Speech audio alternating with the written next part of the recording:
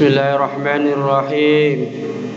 Assalamualaikum warahmatullahi wabarakatuh. Alhamdulillahilladzi arsala rasulahu bil huda wa dinil haqqi liyuzhirahu 'alad dini kullihi wa kafa billahi shahida. Asyhadu an la ilaha illallah wahdahu la syarika lah wa asyhadu anna sayyidana wa nabiyyana Muhammadan abduhu wa rasuluh. Allahumma salli wa sallim wa barik ala sayyidina Muhammadin wa ala alihi wa ashabihi wa man tabi'ahum bi ihsanin ila yaumiddin. Amma ba'd. Jamaah rahimakumullah, pada pagi yang indah ini patut kita syukuri pada Allah Subhanahu wa taala, kita masih diberikan kekuatan untuk menjalankan ibadah puasa dan juga amaliyah lain yang banyak keutamaannya yang bisa kita kerjakan pada bulan suci Ramadan ini. Ikhwani rahimakumullah, pada pertemuan yang lalu telah kita sampaikan, kita bicarakan bersama bagaimana cara Al-Quran ini menantang kepada selainnya, baik itu yang bersifat kulli maupun juz'i, tantangannya yang bersifat menyeluruh maupun sebagian saja, yang mana sebagian itu bisa 1-2 ayat atau yang semisalnya. Yang kulli bisa bersifat menyeluruh dari Al-Quran tersebut, dan Allah sudah memberikan tantangannya lewat Al-Quran supaya mendatangkan atau persilahkan kalian bekerja sama dengan semua makhluk, baik itu manusia dan jin, untuk membuat yang semisal dengan Al-Quranul Karim. Jawabannya, fa illam taf'alu wa lan taf'alu fattaqun nar allati waquduhan nas wal hijarah. Kalau kalian enggak bisa berbuat, enggak bisa menandingi, wa lan taf'alu, dan tidak akan pernah berbuat. Demikian tafsir Al-Qurtubi menyampaikan. Fa illam taf'alu itu tantangan yang sudah diberikan dan kalian tidak bisa menjawabnya, yang sudah lampau.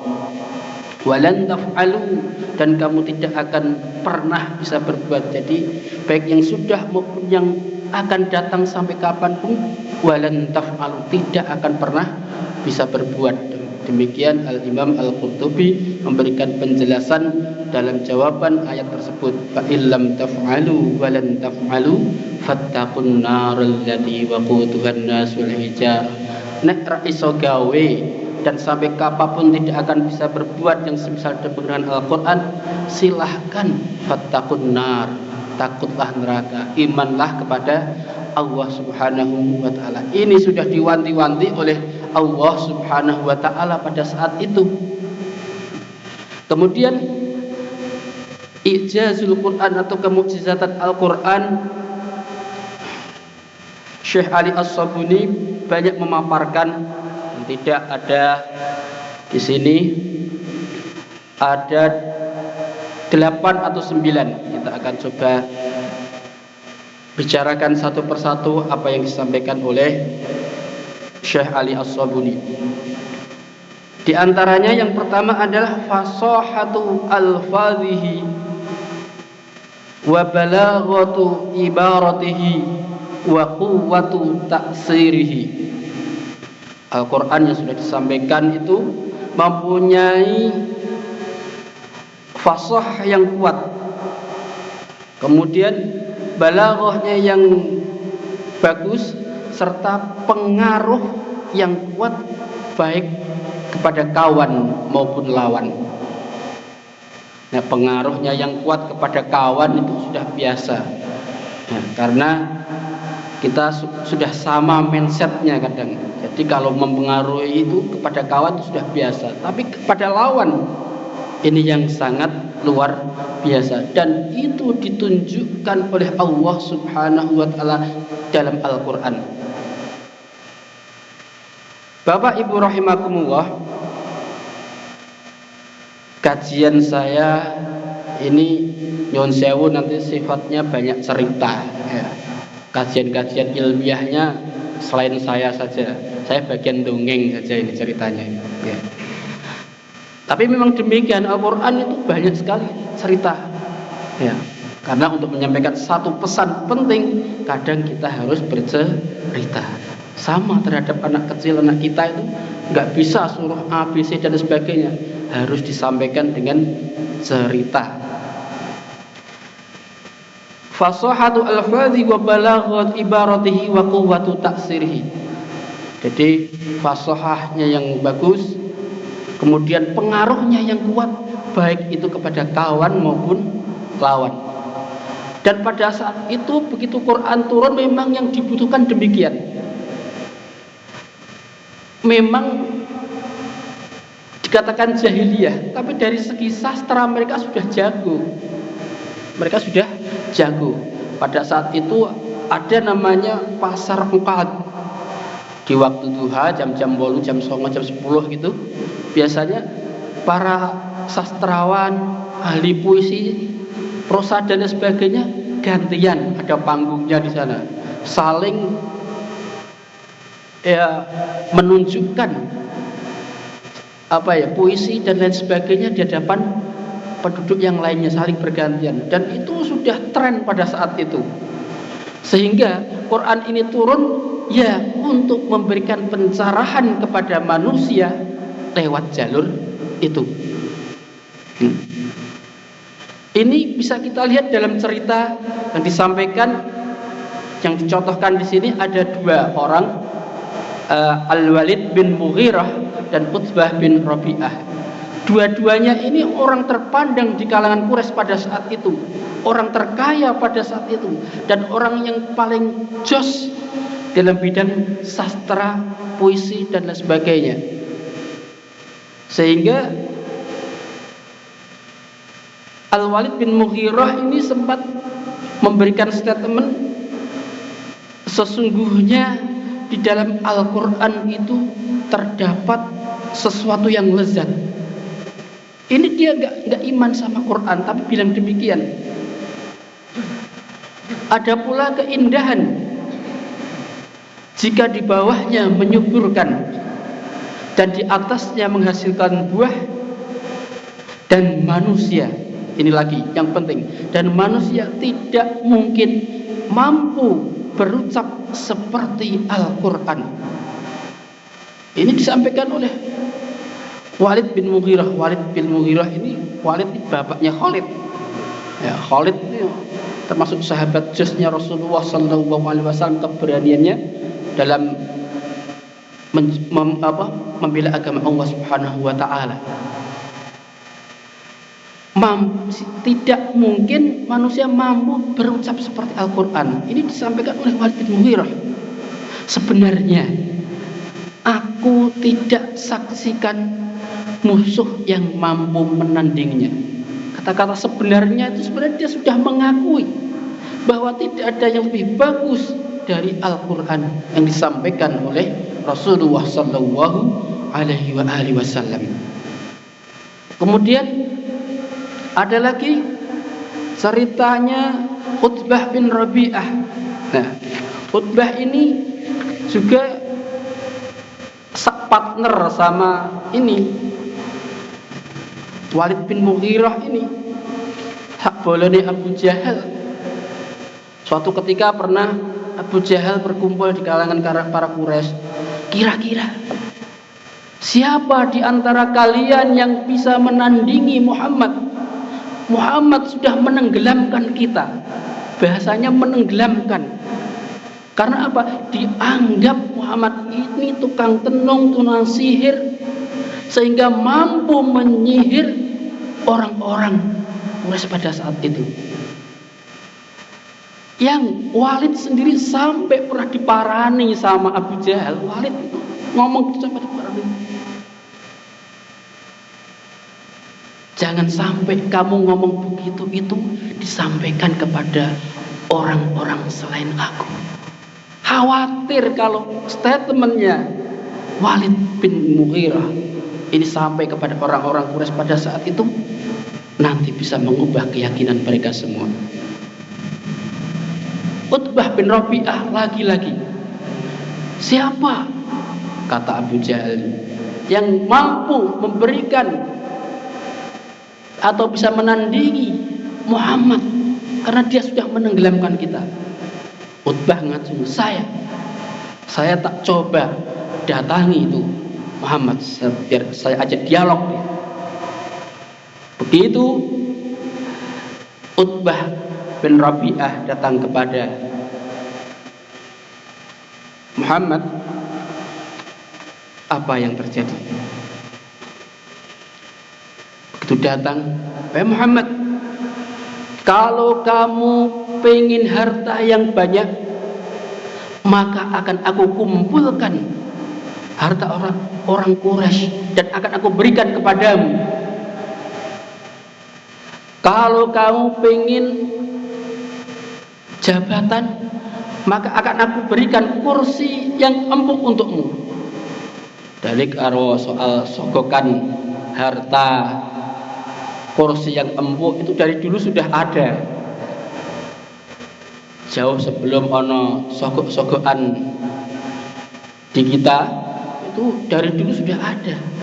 Kanjeng Nabi pernah disogok harta benda yang sekian banyaknya, karena ini Walid, terus Utbah bin Rabi'ah, itu kan saudagar kaya pada saat itu. Kemudian, kalau kamu pengen kursi yang empuk, akan aku berikan padamu. Kalau kamu pengen wanita yang cantik, maka akan aku carikan perempuan yang paling cantik di antara Quraisy ini yang akan aku berikan untuk kamu. Ini pernyataannya Utbah bin Rabi'ah kepada Nabi kita Muhammad sallallahu alaihi wasallam. Wahai Utbah, sudah selesaikah kamu ngomong? Sudah selesaikah kamu ngomong? Sudah. Baik, sekarang gantian aku yang ngomong. Kemudian apa yang disampaikan oleh Rasulullah sallallahu alaihi wasallam? Beliau membaca surat Fussilat. A'udzu billahi minasy syaithanir rajim. Bismillahirrahmanirrahim. Hamim. Tanzilun minar rahmanir rahim. Kitabun fussilat ayatuhu Qur'anan Arabiyyan liqaumin ya'lamun. Dibaca terus sampai ayat 13. Begitu selesai dibaca dari tadi, Utbah bengong saja, menengai. Jadi lolok diam dia. Karena dia seorang sastrawan, dia tahu persis apa yang dibaca oleh Muhammad. Dia dari dulu ngerti sastra yang bagus, puisi yang bagus, prosa yang bagus. Tapi begitu dibacakan surat Fussilat 1-13 oleh Muhammad sallallahu alaihi wasallam, jadi terperanjat, bengong dan diam. Ini begitu selesai, dia enggak jawab apa-apa sama Rasulullah. Terus mulai kelondang-kelandung, pulang enggak langsung kembali kepada bolone Quraisy tadi. Balik mulai neng omahe. Mbah isin, mbah apa. Sampai beberapa hari enggak kelihatan. Ini biasanya Utbah itu dilak-dilak muncul, kumpulan, ngobrol. Iki si Utbah kok enggak pernah kelihatan kemana ini? Kemarin tuh habis datang kepada Muhammad, habis itu enggak kesini lagi. Wah, murtad berarti ya? Berarti dia murtad. Umumno. Ini Utbah ini murtad nih, teko Kanjeng Nabi sama Muhammad murtad dia. Wes saiki ngene, ayo parani. Diparanin dia sama rombongan rame-rame ya, karena khawatir mereka terhadap kemurtadannya, dia bilang, Utbah, kamu gak pernah kelihatan, saya dengar-dengar kamu murtad ya. Langsung terperanjat Utbah, bangun berdiri dan marah. Enak saja kamu bilang. Dia bilang itu marah-marah, karena beberapa hari gak kelihatan, terus dikira murtad. Begitu bilang apa yang disampaikan, demi Tuhan, aku telah mendatangi dan berbicara kepada Muhammad. Diomongi mereka semua, tenan, aku sudah datangi Muhammad, tapi dia menjawabku dengan sesuatu yang demi Tuhan itu bukan syair, bukan sihir atau tenung. Karena pada saat itu umumnya kayak ngono ki ana tenung bareng, jadi untuk menenggelamkan orang pakai tenung. Sungguh aku mendengarkannya dengan seksama karena takut kalian mendapat siksa. Inilah yang disampaikan oleh Utbah bin Rabi'ah yang pada saat itu habis ketemu dengan Muhammad sallallahu alaihi wasallam.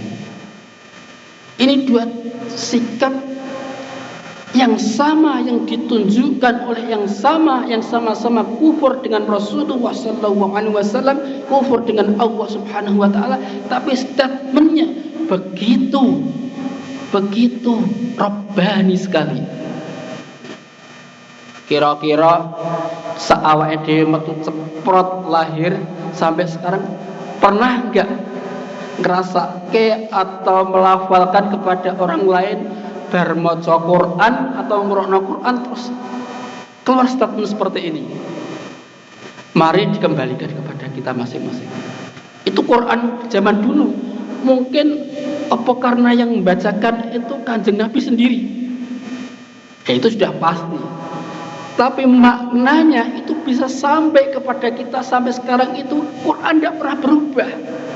Ya. Quran tidak pernah berubah.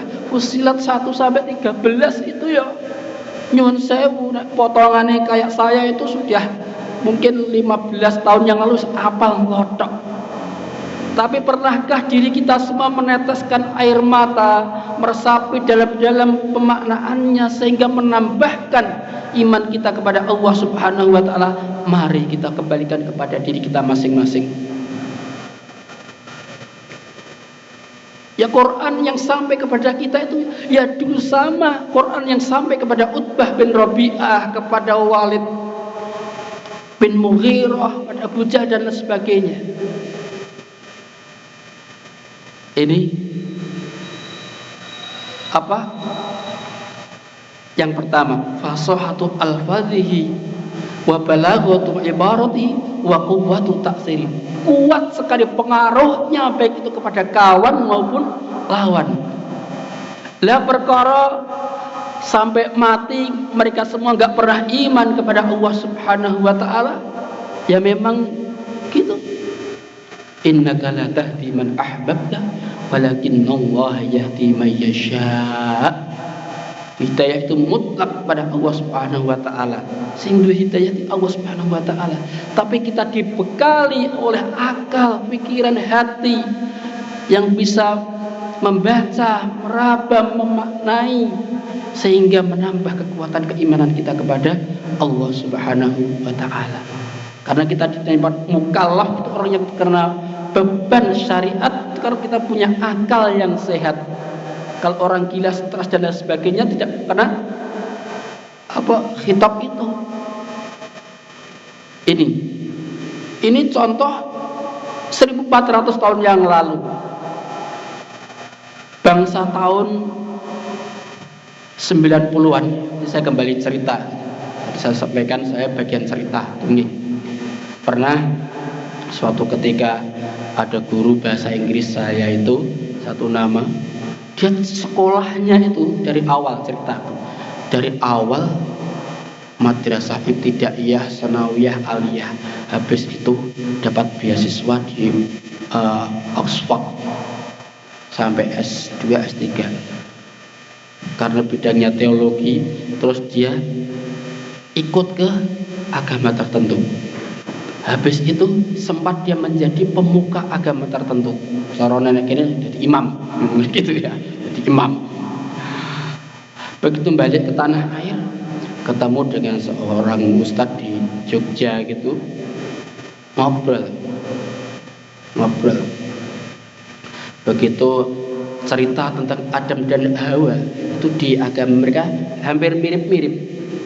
Tentang Adam dan Hawa diturunkan ke surga itu mereka sama, hampir mirip-mirip. Bahasanya saja yang sedikit berbeda. Kalau dalam Al-Quran itu begitu Allah Subhanahu wa Ta'ala memanggil Adam dan Hawa, langsung dipanggil, begitu diculke ning donya langsung pakai wanadahuma rabbuhuma alam anhakuma antilkuma syajarati wa aqul lakuma inna syaitana lakuma aduwwum mubin. Allah memanggil Adam dan Hawa dan ngomong, Allah memberikan statement pada mereka berdua, alam anhakuma dan seterusnya, bukankah telah aku ingatkan, bukankah telah aku larang kalian berdua, Adam dan Hawa, untuk tidak mendekati pohon ini, antilkuma syajarah, dan bukankah telah aku bilang kepada kalian berdua sesungguhnya setan itu musuh yang nyata buat kalian berdua. Langsung di khitab yang dipanggil wanadahuma, satu kata. Tapi di keyakinan dia, si Ain yang dulu sempat Islam terus beda haluan, dia menceritakan bahwa Tuhan mencari-cari Adam dan Hawa. Ada kata-kata mencari-cari ini yang terus diadu sama satu kata wanadahuma. Nah di sana Tuhannya golek isik. Nah nang kene nang Islam Allah langsung memanggil, ora perlu goleki. Jadi kalau goleki itu kan ora ngerti. Harus ngerti ngapain goleki. Nah, ora ngerti berarti masih ada kekurangannya dong. Berarti bukan Tuhan. Kalau ini wanita langsung memanggil. Nah, memanggil itu kan, hei, gitu kan. Itu udah tahu. Kalau ini masih mencari-cari. Sak durunge celuki golek isik. Inilah satu kata yang membuat dia kembali lagi kepada Islam. Padahal sak durunge sekolah itu ket Raudhatul Atfal kurang Islam apa jenenge gua Arab kan. Terus madrasah ibtidaiyah ya kurang Islam apa MI sanawiyah madrasah aliyah. Lepas dari itu ya karena dia belum secara mendetail mempelajari apa yang dia yakin selama ini. Begitu diiming-imingi dengan satu hal, dia langsung berbalik. Tapi begitu satu kata itu menjadikan pikiran buat dia, yang sampai pada saat itu dia kembali kepada keislamannya. Dan sebagai tebusannya, saya siap mengajar bahasa Inggris di pesantren ini tanpa harus dibayar. Itu sampai umur sekitar 30-40 belum menikah. Senangnya teman-teman saya, kita semua kalau diajar beliau itu sering lupa kalau ada pekerjaan rumah. PR-nya jarang diminta. Wong di kelas aja kadang-kadang dia diam lama begini, meneteskan air mata. Apa? Dia mendapatkan penyesalan yang mendalam. Kenapa dulu sampai seperti itu? Sehingga 1 jam pelajaran itu dia kadang bengongnya itu mungkin 10-15 menit biasa meneng ini. Ya, teman-teman ya pada main, ada yang tidur dan lain sebagainya. Karena penyesalan yang mendalam dia terhadap apa yang sudah terjadi padanya. Dan dia sanggup menebus pada saat itu, rela untuk mengajar bahasa Inggris tidak dibayar pada saat itu. Ini satu fenomena yang ujungnya sama, asalnya juga berbeda. Lantas Kenapa orang-orang yang seperti Abu Jahal, Abu Lahab ini jane iki ngerti. Utbah bin Rabi'ah dan kawan-kawan sudah ngerti ini tuh pasti bukan buatan Muhammad. Orang mungkin lah, kita yang pinter-pinter aja gak bisa buat kayak gini gitu. Kita yang pinter-pinter gak bisa buat kayak gini. Pasti bukan buatan Muhammad, bukan. Ini pasti bukan buatan Tuhan. Nah, itu apa ternyata? Al-Quran menyindir mereka, sawaun alaihim a'angdartahum am lam tunzirhum la yu'minun. Sama saja buat mereka. Ini dalam tafsir Jalaluddin As-Suyuti Al-Mahali disampaikan, sawaun alaihim ini diberikan penjelasan ka'abi lahabin wa abi jahlin. Padha wae buat mereka seperti Abu Jahal, Abu Lahab. Kalau kamu memberikan peringatan atau kepada mereka sama saja. Karena apa? Khatamallahu ala qulubihim wa ala sam'ihim wa ala absarihim isyawah wa lahum adzabun adzim. Ditutup hati, pendengaran, pikiran mereka ditutup oleh Allah. Ya asalnya takabur yang bisa menutupi sikap mereka semua. Karena gengsi ini tadi loh, takabur itu bahasa saya gengsi. At-takabbur batarul haqqi wa ghamtun nas. Takabur itu menolak kebenaran dan juga meremehkan manusia. Bukan hanya meremehkan manusia, tapi batarul haqq, menolak kebenaran. Wis ngerti nak bener. Ya ngerti nak bener itu bukan Muhammad. Tapi diingkari, itu sifat takaburnya mereka. Muhammad ki sapa to? Cah wingi sore. Sugih aku, mulya aku. Dan ini yang bisa kita ambil dan juga muhasabah buat kita semua, bahwa sifat-sifat yang seperti ini yang bisa mewarisi tertutupnya pintu hati kita untuk semakin mendekatnya kepada Allah Subhanahu wa ta'ala.